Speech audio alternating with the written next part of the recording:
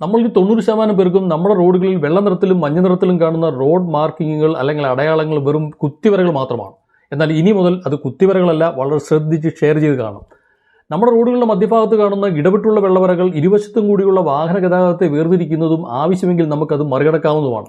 എന്നാൽ വളവുകളിലും മറ്റും കാണുന്ന തുടർച്ചയായ വെള്ളവരകൾ ഒരു കാരണവശാലും മറികടക്കാൻ പാടില്ലാത്തതും തുടർച്ചയായ ഇരട്ട വെള്ളവരകൾ ഇരട്ടി ശ്രദ്ധയോടുകൂടി മറികടക്കാൻ പാടില്ലാത്തതുമാണ്.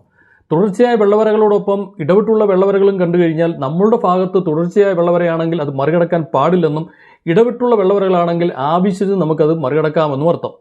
നമ്മുടെ റോഡുകളുടെ മധ്യഭാഗത്തും വശങ്ങളിലും സിക്സാക്ക് വരകൾ കണ്ടു കഴിഞ്ഞാൽ അടുത്ത് തന്നെ ഒരു ജംഗ്ഷനോ അല്ലെങ്കിൽ ഒരു സീബ്ര ക്രോസിങ്ങോ ഉണ്ടെന്ന് മനസ്സിലാക്കി വാഹനം വേഗത കുറച്ച് പോകേണ്ടതുമാണ്.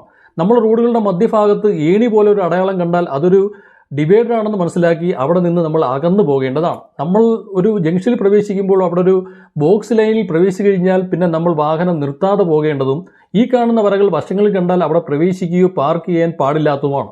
ഇനി ഈ പറഞ്ഞ വരകളെല്ലാം തന്നെ മഞ്ഞ നിറത്തിൽ കണ്ടു കഴിഞ്ഞാൽ വളരെ അപകട മേഖലയാണെന്ന് മനസ്സിലാക്കി വാഹനം വളരെ ശ്രദ്ധിച്ച് ഓടിച്ചു പോകേണ്ടതുമാണ്. ഇതൊരു പുതിയ അറിവാണെങ്കിൽ ഷെയർ ഇറ്റ് മാക്സ്.